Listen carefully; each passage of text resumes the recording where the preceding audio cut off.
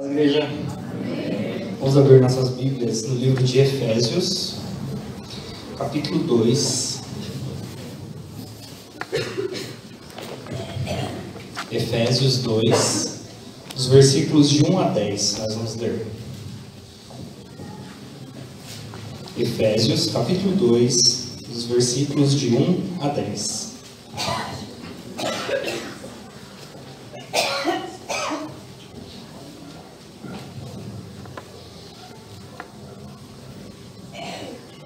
Diz assim a palavra de Deus: Ele vos deu vida, estando vós mortos nos vossos delitos e pecados, nos quais andastes outrora, segundo o curso deste mundo, segundo o príncipe da potestade do ar, do espírito que agora atua nos filhos da desobediência, entre os quais também todos nós andamos outrora, segundo as inclinações da nossa carne, fazendo a vontade da carne e dos pensamentos. E éramos por natureza filhos da ira, como também os demais.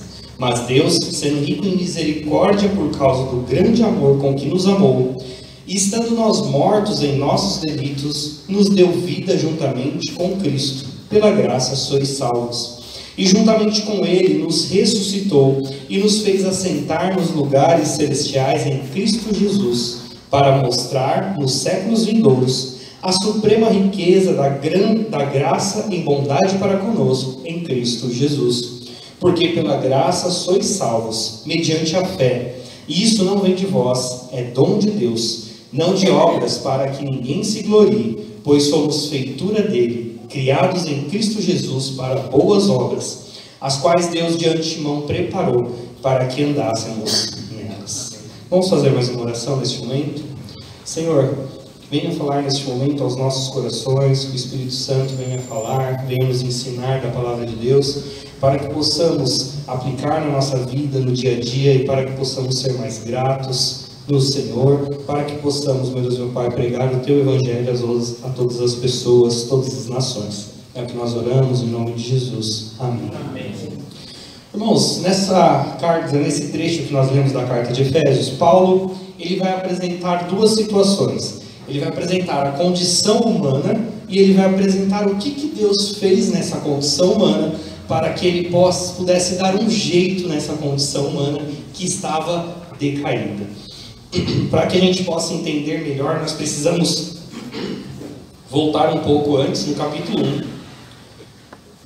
Quando a gente olha no capítulo 1, a partir do versículo 3 até o versículo 14, Paulo ele vai nos apresentar qual que é o papel de cada pessoa da Trindade na obra da salvação. Então ele vai falar dos versículos 3 até o 6, que o Deus Pai Todo-Poderoso, o Criador de todas as coisas, ele nos predestinou na eternidade. Então na eternidade ele já planejou tudo o que iria acontecer e ele nos predestinou neste momento.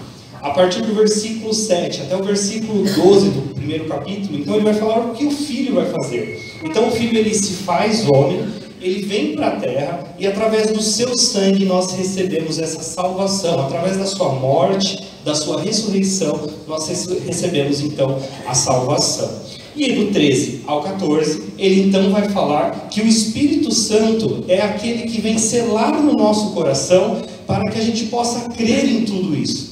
Para que a gente possa crer que o Deus Pai nos predestinou, para que a gente possa crer que o sangue do Filho pode nos salvar. Então é uma obra da Trindade que acontece na nossa vida, e Paulo vem apresentando isso à igreja de Éfeso.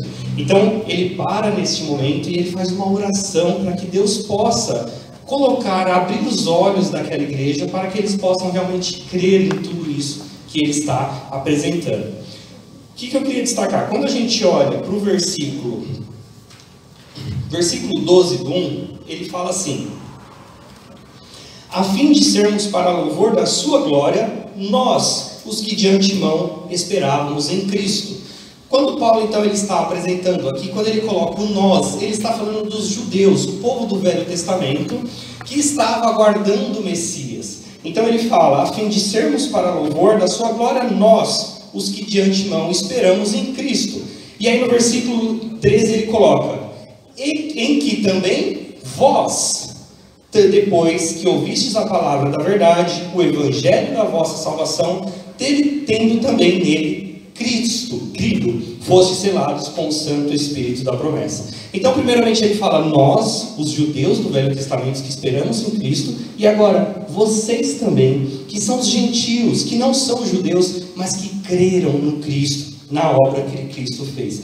Então, a gente sabe que a igreja de Éfeso, ela era mesclada, ela tinha judeus, mas a sua grande maioria era uma igreja de gentios, de pessoas que não eram judeus. E nesse momento Paulo se direciona falando assim, nós que somos da tradição judaica e vocês também.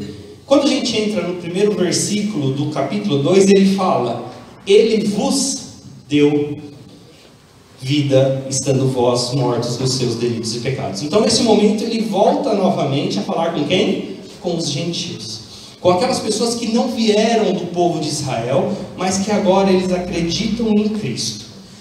Quando você olha no capítulo 3, no versículo 3 do capítulo 2, ele vai falar, entre os quais também todos nós outrora andamos. E aí ele volta de novamente para falar com o povo judeu. Então, a todo momento ele está fazendo isso, ele vai falar vocês, nós, e aí então ele fecha, no versículo 3, onde ele fala, no finalzinho do 3, e éremos por natureza filhos da ira, como também os demais. Ele fala, todos éramos filhos da ira. Não importa se você é judeu, não importa se você é gentil, não importa se você é japonês, não importa de que nação que você é, neste momento todos éramos filhos da ira. E é isso que ele vai trazer nesse momento, dos versículos 1 até o versículo 3, ele vai apresentar a condição humana, independente de qual nação você é, independente se você era da tribo, ele está apresentando aqui na verdade a condição do ser humano. E qual que é a condição então do ser humano? A primeira condição que ele apresenta do ser humano antes da obra de Cristo é que ele estava morto. E aqui o morto, quando Paulo ele expressa esse morto, é defunto. Só que eles eram mortos espiritualmente.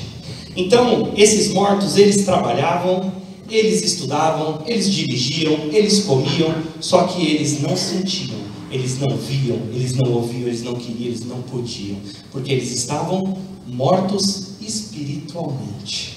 Vocês estavam mortos. E é isso que Paulo fala. A nossa condição sem Cristo é de morto.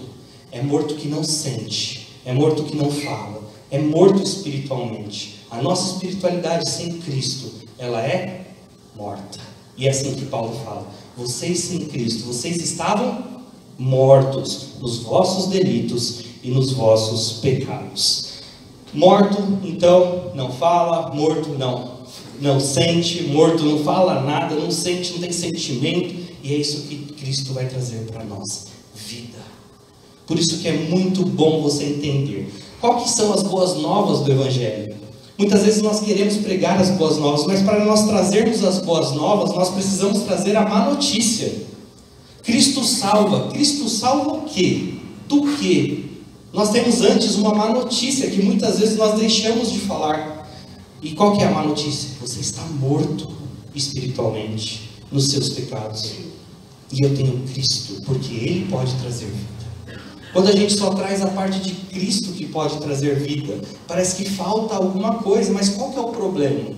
Muitas vezes você vai falar, você precisa de salvação, Jesus Cristo é salvação, mas eu preciso de salvação do quê? Você precisa de salvação porque você está morto espiritualmente, nos seus pecados, nos seus delitos. Romanos 3:23 diz assim, o homem foi criado à imagem de Deus e revestido de dignidade e glória, mas a sua rebelião contra Deus o condenou à morte espiritual, e dessa forma ele está desprovido da glória de Deus, pois todos pecaram e carecem da glória de Deus. Todos nós estamos mortos. O pecado ele foi imputado a todas as pessoas. Romanos 5:2 diz assim, assim como por um só homem entrou o pecado no mundo, e pelo pecado a morte, assim também a morte passou a todos os homens, porque todos pecaram. Então, nós somos o que? Pecadores. E porque nós somos pecadores, nós estamos mortos. E nós precisamos de Jesus Cristo para nos dar vida, para trazer vida. E Paulo então ele continua o texto falando que nós estamos escravos de 3 coisas nesse mundo, quando nós estamos nessa situação de morto espiritual. Ele vai falar primeiro que nós estamos mortos pelo curso deste mundo, quando ele fala no versículo 2: nos quais andastes outrora, segundo o curso deste mundo. O que significa o curso deste mundo? Paulo está falando assim: vocês são simplesmente mais um na multidão. Vocês estão indo conforme a cultura, conforme o que as pessoas do mundo estão dizendo. Vocês estão, aqui no sentido bem amplo, que a gente fala de secularizando. Vocês estão concordando com o que o mundo acha certo. Vocês não estão mais olhando para a Bíblia. Vocês estão indo de acordo com o que todo mundo do mundo está indo. Então quem está morto espiritualmente, ele não tem mais opinião. Ele vai seguindo, ele é mais um na multidão. Ele vai seguindo os caminhos que a cultura vai dizendo que é certo, o que não é, o que pode, o que não pode, ou que tudo pode fazer. E ele vai seguindo, ele vai concordando com isso, porque ele não enxerga, ele não tem a abertura dos olhos dele para ele saber o que é certo, o que é errado. O segundo escravidão que ele coloca aqui, então ele continua: nos quais andaste outrora, segundo o curso deste mundo. E aí ele fala, segundo o príncipe da potestade do ar. Quem que é o príncipe da potestade do ar? É Satanás. Vocês estão escravos dele. E por que coloca príncipe da potestade do ar? Porque Paulo coloca aqui, ele faz essa referência do ar, porque assim, o ar ele está em todo lugar, mas nós não vemos. Satanás e os seus anjos caídos, eles também estão a todo lugar e a gente pode não ver.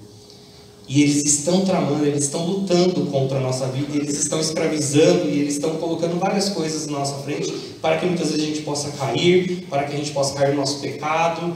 Então nós temos que tomar muito cuidado, porque nós estamos sendo escravos da cultura, nós estamos sendo escravos do príncipe da potestade do ar. Muito interessante você ver aqui que ele continua assim, ó: do espírito que agora atua nos filhos da desobediência. Filhos da desobediência era o termo que os judeus usavam para chamar os gentios. Então quem era gentil era filho de desobediência. E que Paulo está falando? Falando que esse príncipe, ele atua nesses filhos da desobediência, não agora relacionando com os gentios, mas com aquelas pessoas que não receberam a obra de Cristo. Essa palavra atua, no original, ela é a mesma palavra que está lá no versículo 20 do capítulo 1. O que fala lá no 21? O qual exerceu ele em Cristo. Esse exerceu, no original, é a mesma palavra do atua, lá do versículo 2, do capítulo 2. O que ele está falando? Da mesma maneira que Cristo atua na vida daquele que é salvo, Satanás atua na vida daquele que não é salvo. Então nós já fomos assim, nós não estamos mais nessa condição. E é isso que Paulo está falando. Vocês andavam assim, vocês iam conforme a cultura, vocês estavam sob o domínio desse príncipe, mas vocês não estão. Por último e terceiro, ele fala que nós estávamos escravos da nossa natureza. Lá no 3 ele começa: entre os quais também todos nós andamos outrora, segundo as inclinações da nossa carne. Então olha lá, eu já vou junto com a cultura do mundo. Tudo que o mundo fala eu aceito. O próprio príncipe da potestade do ar, que é Satanás, ele tem uma influência na minha vida. E eu também dou espaço para a minha carne. Então eu atendo tudo que a minha carne quer, que eu sei que a minha carne é ruim. O que ele está mostrando? Olha a condição do homem. Você é totalmente escravo. Você não tem condições nenhuma. Como que você vai fazer algo que é bom? Você não consegue fazer algo bom. Porque nós estamos escravos dessa vida, dessa natureza que nós temos, dessa coisa ruim que existe neste mundo. Por quê? Porque o pecado existe nesse mundo.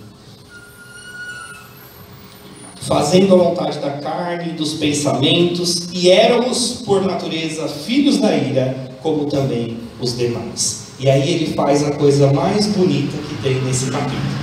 Essas duas palavrinhas são chave. Versículo 4, como que ele começa? Mas Deus. A condição do homem, ela é de uma corrupção total.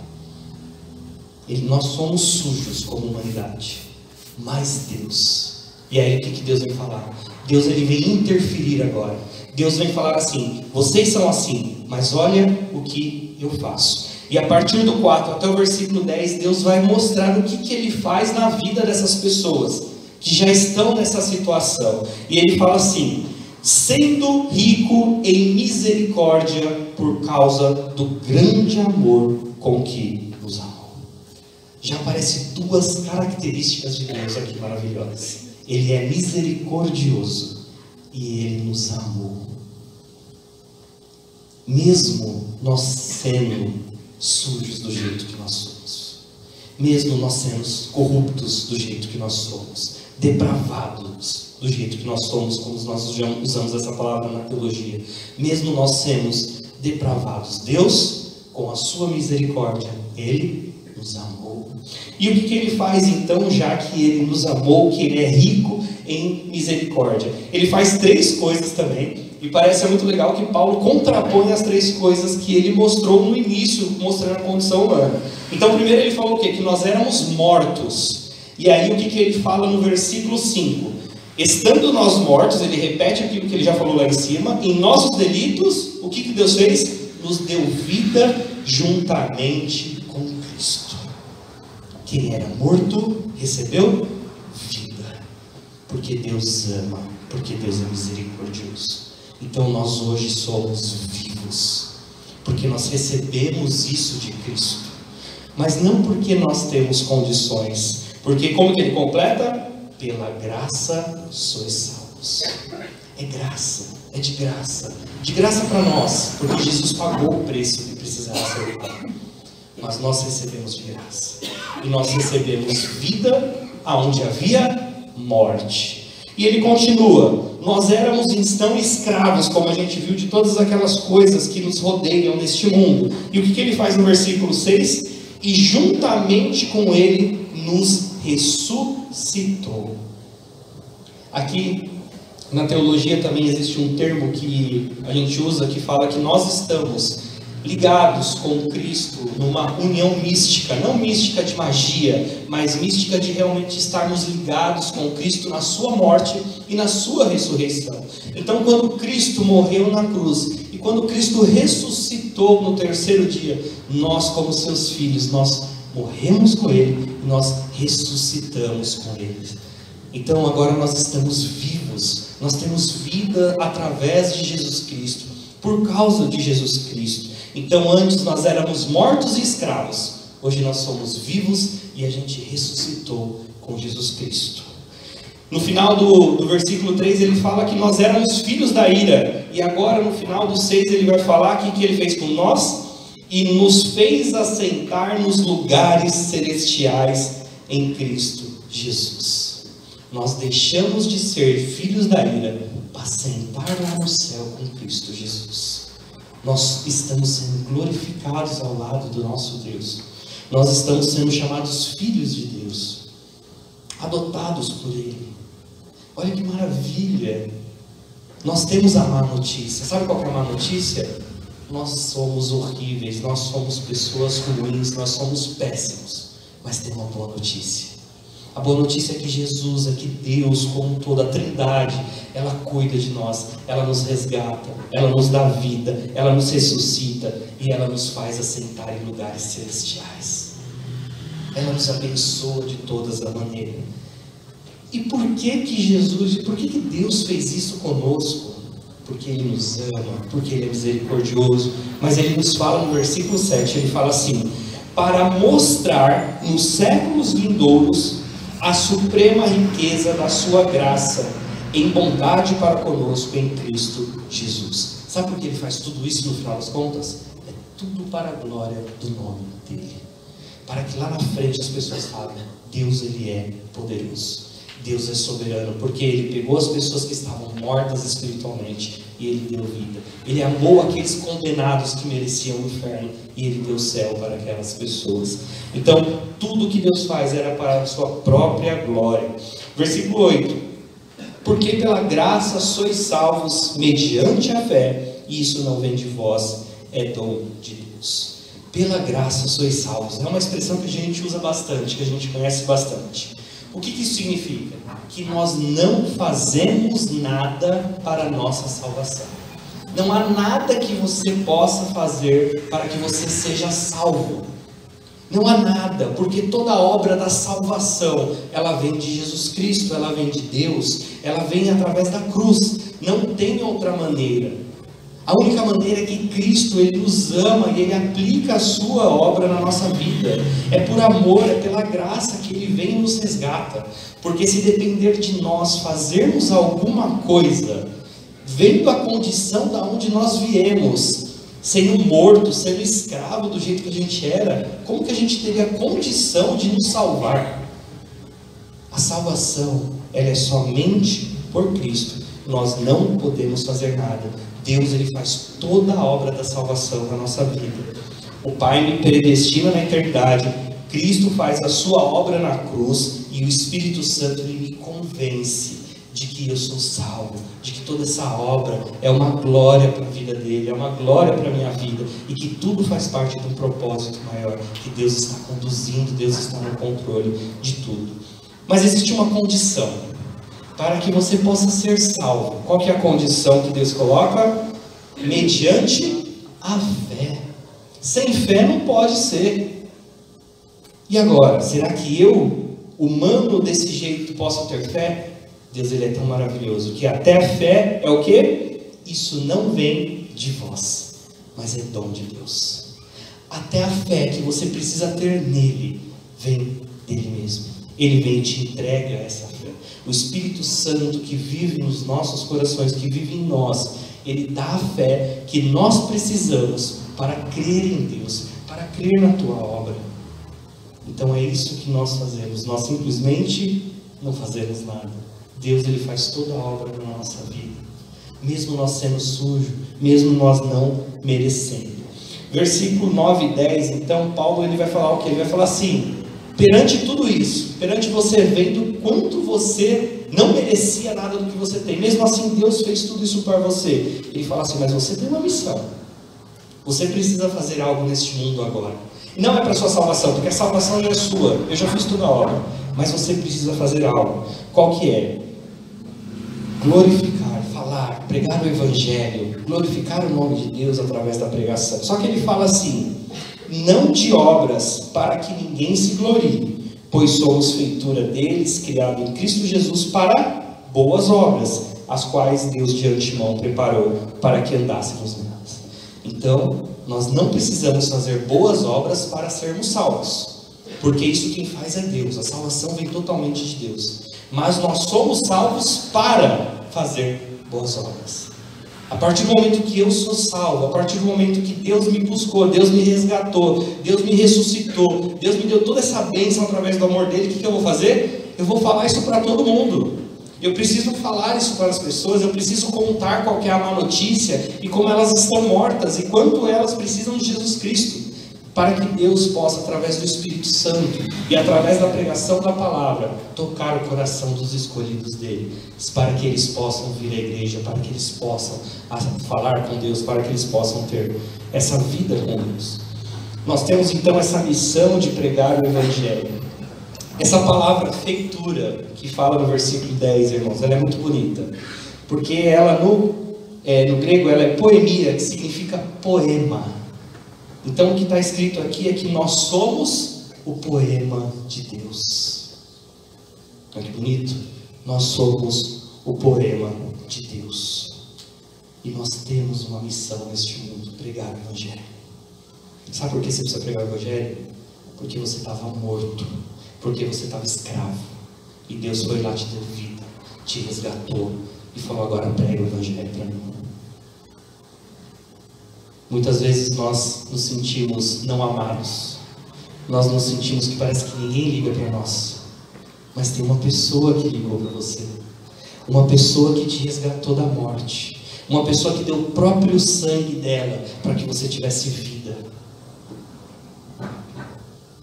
Deus, Ele está falando assim: eu te amo, eu cuido de você, e eu fiz a obra que você não ia conseguir fazer. Eu não vou conseguir fazer nada para me salvar, porque a minha condição pecaminosa só vai me levar para o inferno. Se não for Deus vir agir na minha vida, me dar salvação, eu não tenho como ser salvo. A A obra é totalmente de Deus, e Deus está falando assim: eu faço isso por você. Eu venho, eu me faço homem, eu venho à terra, eu morro, eu ressuscito. E mesmo assim você não vai crer, então eu mando o meu Espírito para que você possa crer em mim, para que você possa ver a obra de Deus, para a glória de Deus. Nós não estamos mortos, nós estamos vivos, porque Cristo nos salvou. Deus, Ele te salvou, Ele te reconciliou, Ele te libertou da escravidão do pecado.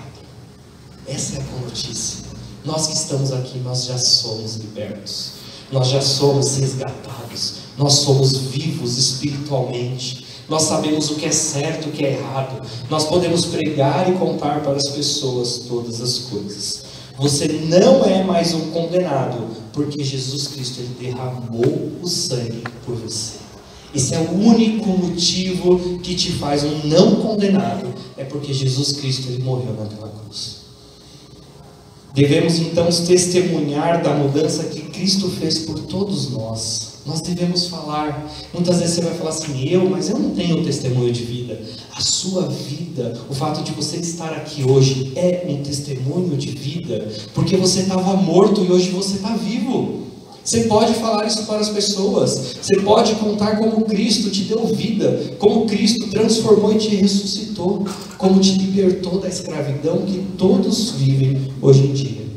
Nós precisamos falar para todas as pessoas as condições que elas estão. Nós, na verdade, estamos pregando para pessoas mortas. Nós precisamos falar para que o Espírito Santo alcance elas, para que elas também passem pela vitória da ressurreição, como nós passamos através de Cristo Jesus. Qual que é a solução, então? A solução é acreditar, é confiar em Deus, para que Deus, Ele possa fazer toda a boa obra em nós. Nós, com a condição que nós temos de um homem, de humanidade, nós não podemos fazer nada pela nossa salvação, porque nós somos ruins, nós somos sujos. Se a gente falasse assim: eu vou parar de pecar, a gente não consegue. A gente pisa na bola no outro minuto, com as pessoas, conosco mesmo, se não for pela graça de Deus. E a graça de Deus, ela só fica bonita, ela só toma destaque quando a gente entende o estado horrível que o ser humano está. E a gente tem a salvação, que é Cristo Jesus. Que Deus então abençoe vocês nessa noite, que vocês realmente possam se sentir amados, que vocês se encham de forças para pregar sobre Deus, para falar das coisas que Deus fez na vida de vocês. Todo mundo aqui tem um testemunho de vida, porque todos aqui estavam mortos e hoje estão vivos, receberam a vida de Jesus Cristo. Que a gente realmente possa então louvar o nome de Deus, ser grato, entender de onde nós viemos, entender as nossas fraquezas, e entender que Deus, Ele fez toda a obra que precisava. Nós precisamos agora pregar o Evangelho, nós precisamos agora falar para as pessoas dessa obra maravilhosa que Deus fez por nós e que quer fazer por muitas outras pessoas. Deus abençoe a igreja. João Pastor.